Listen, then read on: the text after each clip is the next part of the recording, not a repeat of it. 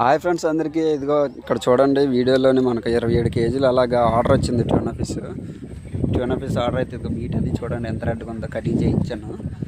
అక్కడ మీట్ వచ్చేసి 25 కేజీలు వస్తుంది.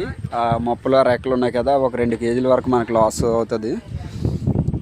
ప్యూర్ ఒరిజినల్ మీట్ వచ్చేసి మనకు 25 కేజీల వరకు వస్తుంది. క్వాలిటీ అయితే చూడండి ఎంత రెడ్ కలర్లు ఉన్నాయో. ఇది రెడ్ కలర్లు ఉంటే క్వాలిటీ బాగున్నట్టు, అదే కొన్ని వైట్గా ఉంటాయి.